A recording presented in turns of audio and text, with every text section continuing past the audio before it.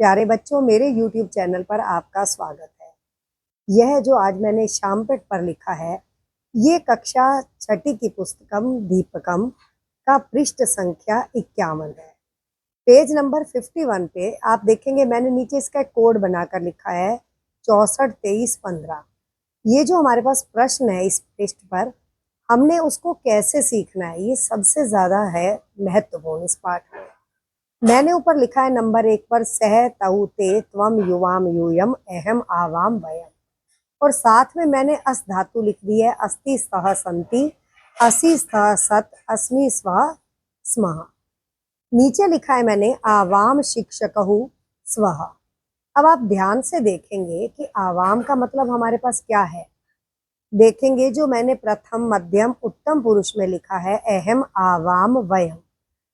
सह का मतलब है वह, तऊ है वे दोनों, ते का अर्थ है वे सब, त्वम तुम, युवाम तुम दोनों, यूयम तुम सब, अहम मैं, आवाम हम दोनों, वयम हम सब। अस्ति का मतलब है, स्तः का मतलब है दो, संति का मतलब है। अब तीनों के अंदर क्या फर्क है, एक वचन, द्विवचन और बहुवचन।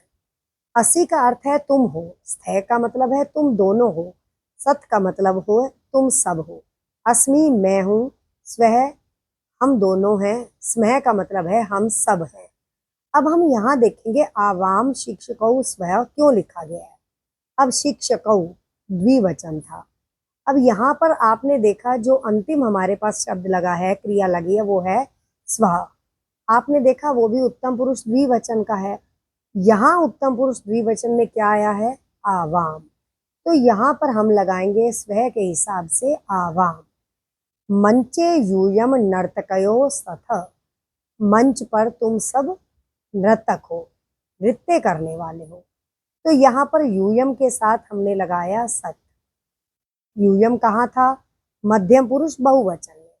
उसके बाद है अत्र अहम अस्मि। अत्र अहम अस्मि का मतलब है मैं यहाँ हूँ। सभायाम युवाम गायिके स्थ, सभा में तुम दोनों गायिका हो। विद्यालय वयम स्मः, विद्यालय में हम सब हैं। अब ध्यान रखेंगे यहाँ शब्द था विद्यालय, अगले में है वैद्यालय। अब वो वैद का मतलब क्या है, जो दवा खाना है, दवाई आदि का।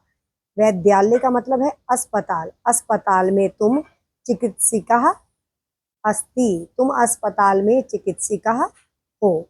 आशा है आपको पृष्ठ संख्या 51 पर दिया गया यह प्रश्न समझ आ गया होगा।